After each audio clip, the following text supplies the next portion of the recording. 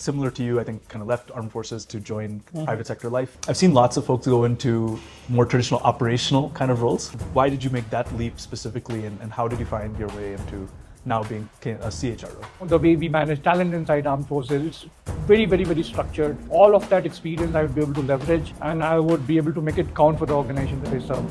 So I deliberately positioned myself into this space.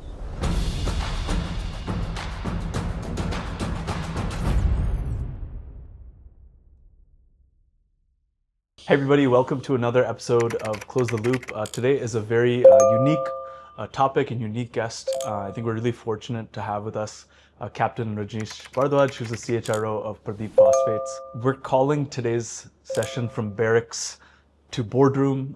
This is because Captain Rajneesh actually served in India's armed forces before kind of entering the private sector as a HR leader. Today we're going to talk about kind of the culture of the armed forces versus the kind of the culture of private sector organizations. Any differences? Are there things that the private sector can really take advantage of from the military? And generally what it is like kind of bringing those lessons from his time in the armed forces to scaling really massive now public companies in the kind of industrial space. So really excited to have you. Thank you very much. Yeah. Looking forward to this conversation. Yes, likewise. I think, so one, I mentioned my own Nana and Dadaji were captains in the Indian Armed Forces. So I think great respect for not just serving, but the values I think that you get there, right? We are all trying to build strong cultures in these private sector organizations, right? And we put values and, on the wall, and there's induction ceremonies, but I think the armed forces, it really takes that to the next level. Maybe if you can shed some light on some of those lessons that you that stuck with you from your time in the infantry and what you brought to the private sector. Armed forces gives you a very holistic experience, not only just of managing operations, because Army is very strong on operation, but it also gives you a very strong appreciation of how things are done and how do you really leverage the people side to ensure that things are done in the right earnest. Yeah. I'll take help of a framework which was given by Robert Dilt. She talked about vision, values, competency, and behavior alignment. Yeah. It is very simple that if we were to live some vision, what are some of those values that we must honor? And if we have to live and love and honor those values, then what are those competencies that we must have? Yeah. And with those set of competencies, what is the behavior and action that we need to have? Sure. And that actually is a closed loop system which ensures that you do whatever you set out to do. Sure. And I feel that armed forces is a great example of closure of that loop: vision, value, competency, behavior and action alignment. Nice. If you look at the competency framework of armed forces, so for officers, they have something which they call officer-like qualities, OLQs.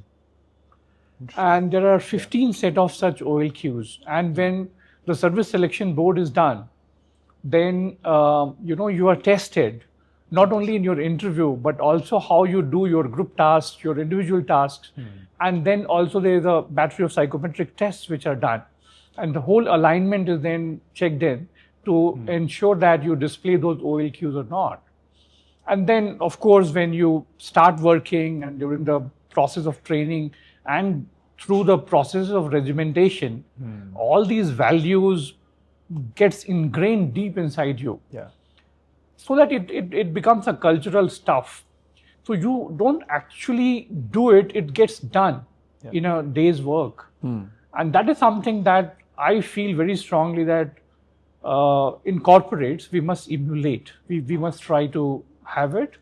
And once we have it, I think, then things will get done on its own rather than we striving to do it as such. Yeah. Armed services training, regimentation. Yeah, I mean, probably those are, there's so much more process to it than I think the private sector performance management there is. And in some ways more respect for that process too, right? I mean, people come in knowing that I will be evaluated on these measurements.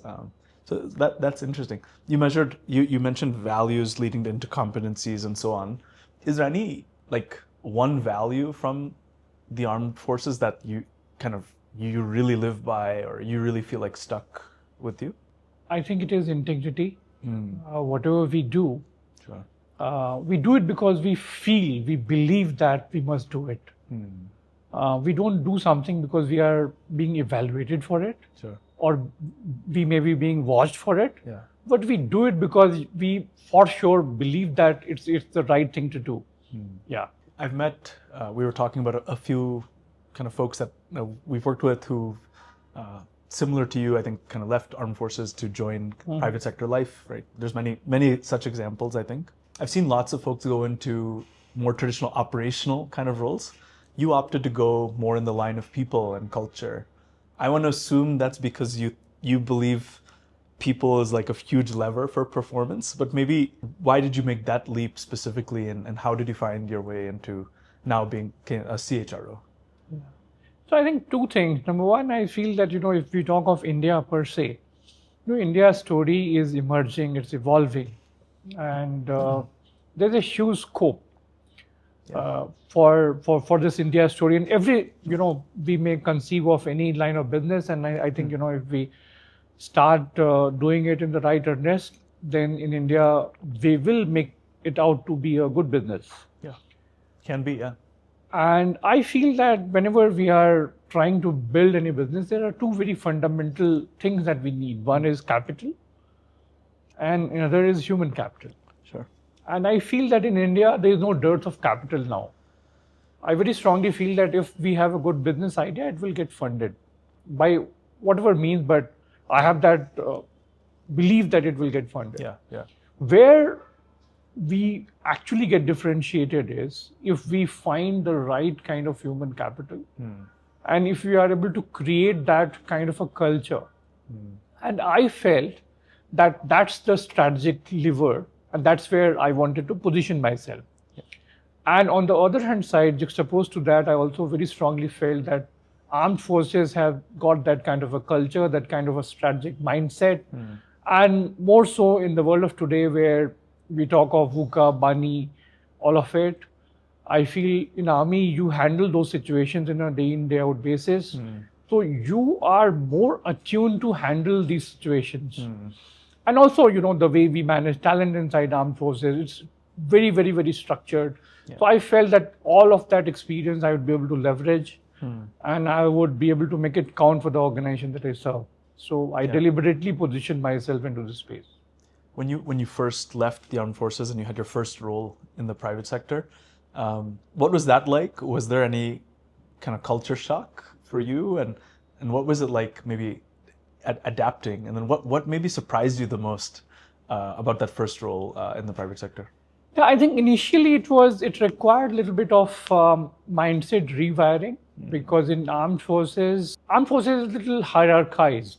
And it's hierarchized because of right reasons, because there, I think cost of error is very high. And so therefore, you need to do whatever you have to do. And there is no room for any kind of a doubt when you actually get into any operation. Yeah.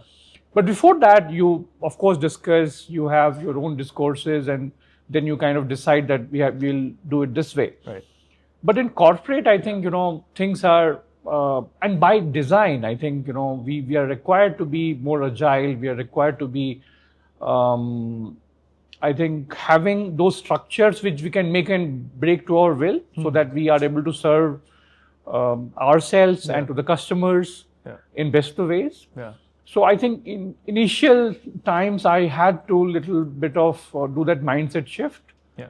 And I was very fortunate to get some mentors who gave me the right kind of advice that, you need to unlearn the army ways of working in case you need to be very successful in the corporate environment. Nice.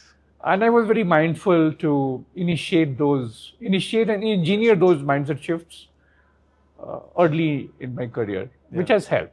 Yeah, yeah. And when you now you've worked across a number of great, I think, leading organizations. I think you've kind of had that perspective across Dalmia, SR, many others, right?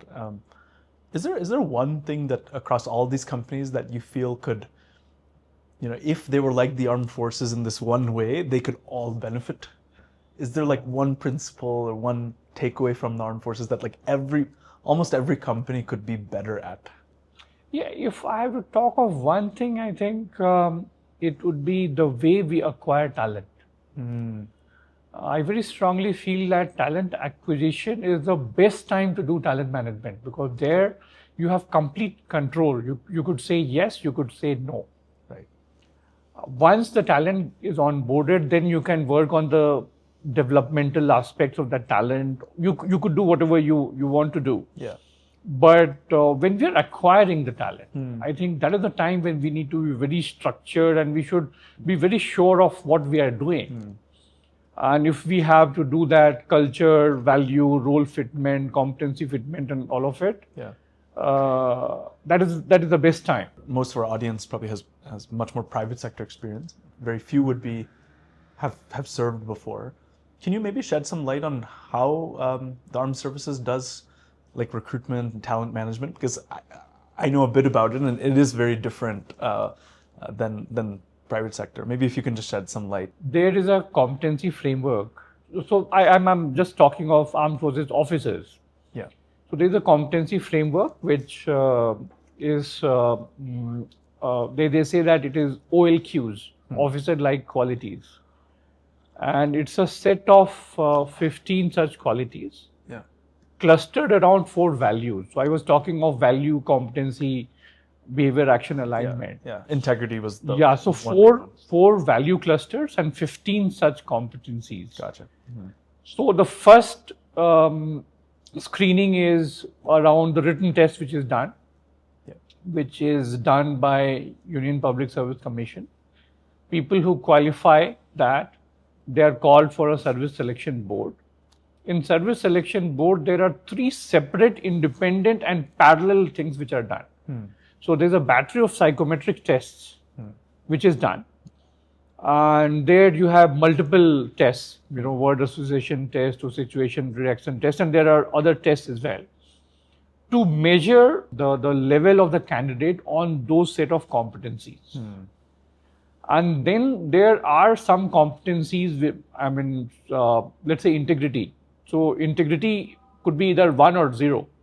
So, if somebody is found wanting on integrity, then straightway that person would be out. True. Right. Then there are a number of tasks, individual tasks and group tasks, where one is observed how the person behaves individually and also in a group setting.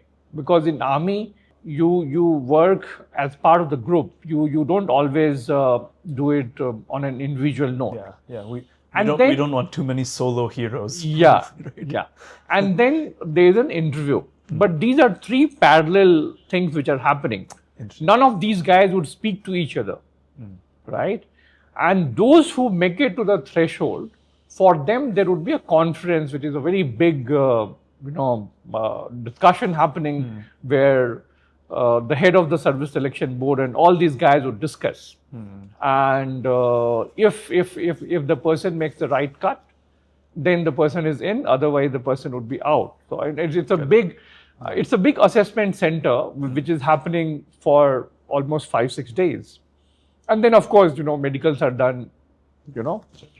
Post which, in corporate parlance, we call ACDC, so assessment center, and then you have a development center. Correct. So when you go for your training, that is a kind of development center for you. And that development center in armed forces, it happens for 1.5 years. Yeah. Or even if you go through some other route like NDA, it is maybe more. It is around 4 years, right? Yeah. And that training is quite famous and notorious almost, right? Then at each of these levels, when your roles are getting defined and there is an orbital shift in your role, you have to undergo one more development center, which is in the young officers course. Then you have junior command course. Then you have senior command course, higher command course, NDC, and all of it. So it is very structured. It is very structured. It's helpful to see that, because I think so many people know what it looks like in companies, where it's definitely more ad hoc, less structured, right? We have, at any given time, there's different cohorts, changing levels, promotions, demotions. Yeah. And I think when people hear that, it gives people a sense of what it could be, right? What it could look like if it was very process driven. So I go back to my armed forces experience for doing a lot of work in talent development space. Also in engagement. I mean, army ways of engagement, it's very strong. It's really, really strong. Your experience has largely been in the kind of heavy industrial sector. You've seen that across a number of different kind of companies now. Some of our HR audience also comes from this place where they're kind of managing white collar, blue collar, unions, etc. In the area of like talent development, when you're kind of working with plants, factories across regions with their own regional nuances, their own needs, right? Any lessons for the audience around how to keep that talent engaged and how to keep them kind of developed? There are multiple ways, but I very strongly feel that in a distributed workforce structure, like the one that you just described, where you have a lot of blue collar workers who are working out of multiple manufacturing assets. Yeah.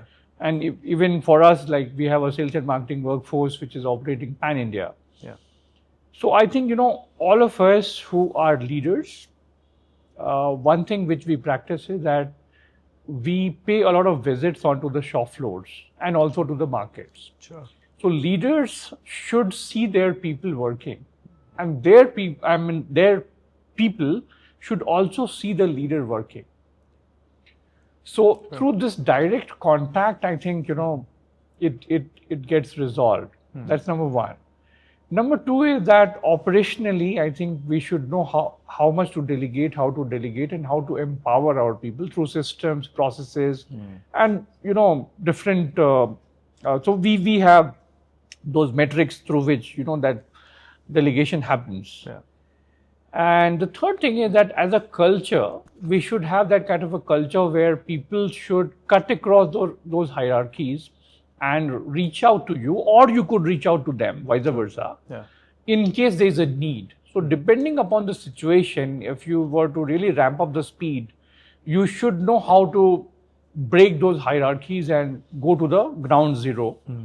At the cultural level, at the leadership practice level, and also at the operational level, we have to design these systems where we can be really agile and we can move with a lot of speed.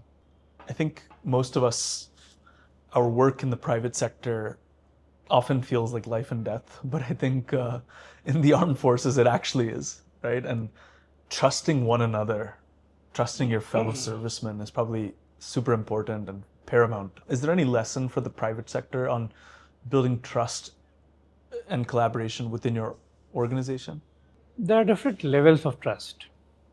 For me to be able to trust you, I should firstly trust myself.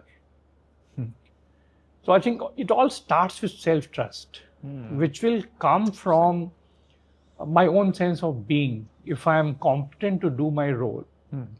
Sure. And if I feel okay with myself, so I have that self-trust. Yeah.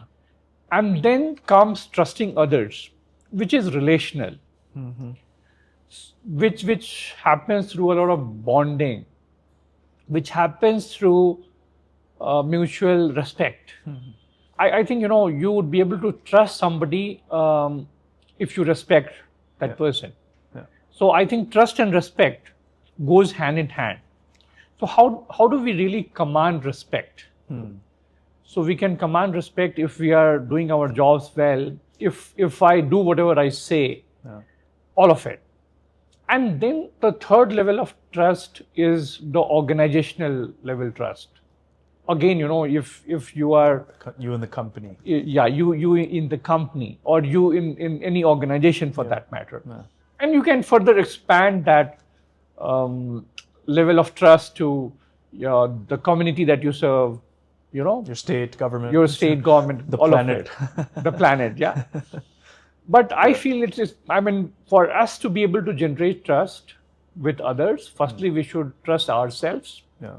And we should live and love those values and relations. We should practice whatever we say so that people start respecting us. So for a leader to be a leader, he or she must have followers. Yeah. And for any leader to have those followers, he has to live his or her life. And you mentioned mutual respect. I think that's really interesting because I think in the corporate world, right, there's so much cross-functional dependence, et cetera, right, where we have to work together if we're trying to build innovative companies, innovative products.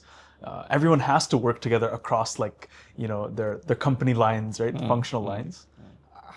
Any tips for the audience on how we can encourage more mutual respect of each other within companies across functions? Because I feel like it does break down. My views, my opinion could be at divergence with somebody in the team. Yeah. But as long as, you know, we very strongly feel that it is going to serve the organization well. Yeah. And if we have created that culture where we can voice our concerns around why we feel the way we feel, and we have that psychological safety also, that my voice would be heard, and either I'll influence or I'll get influenced. As long as we are able to do that, we would have that mutual respect. Respect follows from that. Yeah. So it's being connected to a common purpose, and if we both truly believe it with high integrity, then we'll probably respect each other because we're chasing the same goal, same theme, and either I'll influence or I'll get influenced. And even if at times I am not influenced, at least, you know, I'm not going to jeopardize or scuttle the moves of the other person in service of the purpose.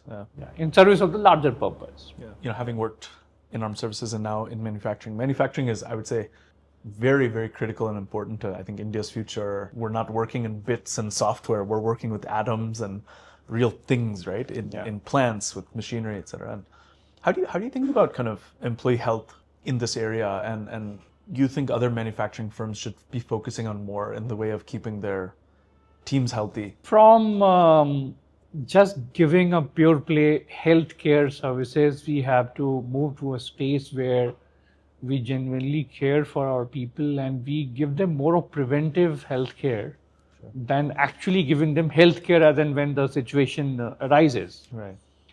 So what we have done here is that we have captured the data trends of last 3 years, claims that we have raised. Sure. Yeah.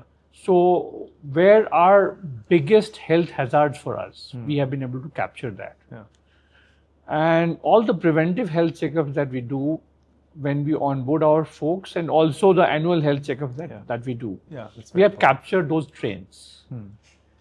And basis that, we have started doing our health and wellness programs, where we are not targeting just the physical health, but also the mental health and spiritual health. All of it. So we are trying to stitch a program which is very holistic. That's cool. Rather than addressing them in bits and pieces. Yeah. At operational level, what we also have done is that in all our industrial canteens, we have done that calorie count stuff and all. And we are trying to give healthy food. Give a food which is very healthy. Okay. And also in our corporate offices, we are giving healthy snacks. Nice. And we discourage people to, you know, go for unhealthy snacks and all of it. Oh, that's so which is a good start, and my sense is that we will get more matured, and I'm going to measure this by the number of claims that we have.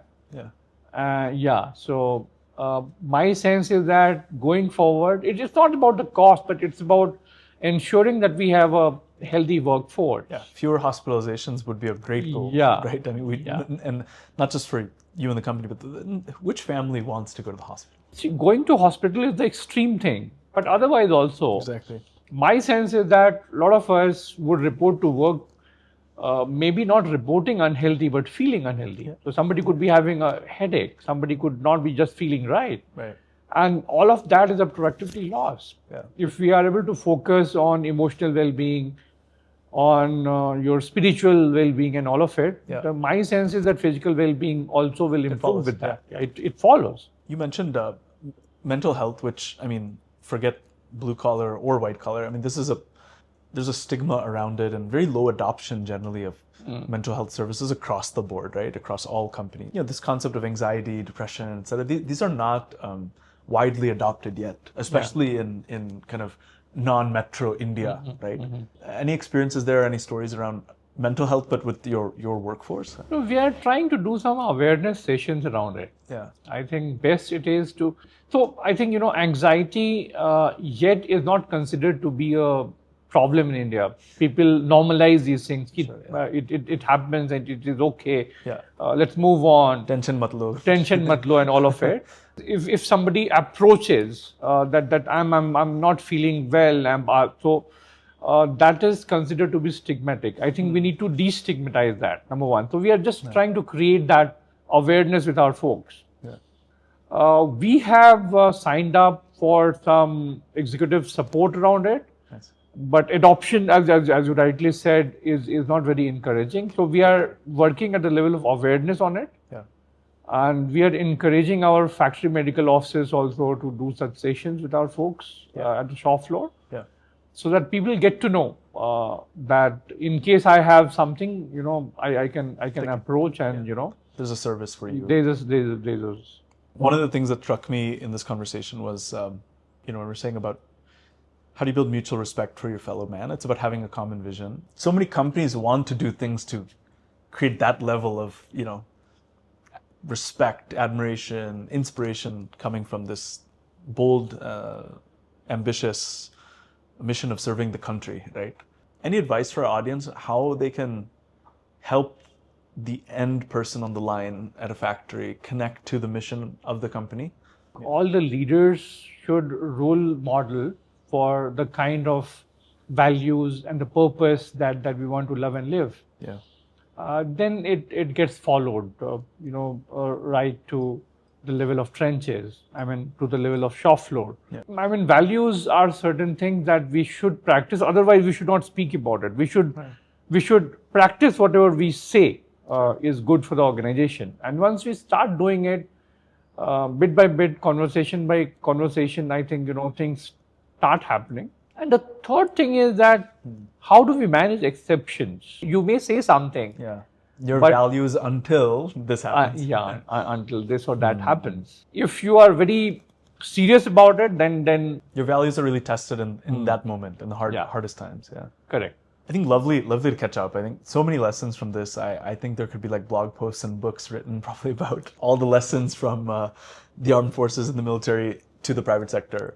Great to have this perspective for the audience, Captain Rajneesh. I think super glad that we could have you on. And though I felt like I probably could have kept chatting for an hour, we do try to keep these to about half an hour. But thank you so much for making the time, and hope to stay in touch.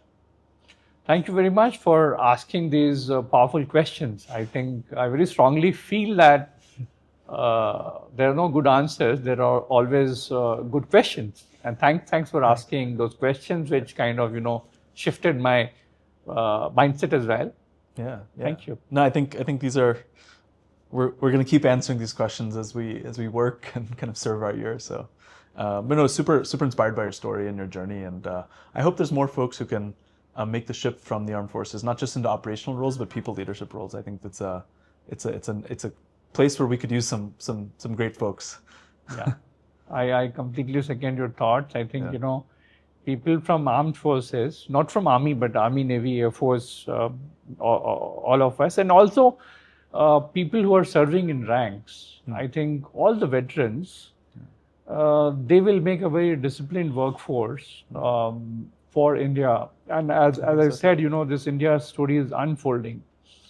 A lot of things are yet to be done. And I feel that the veteran workforce, the way in US, the veteran inclusion programs we have, such programs we have to initiate inside India as well.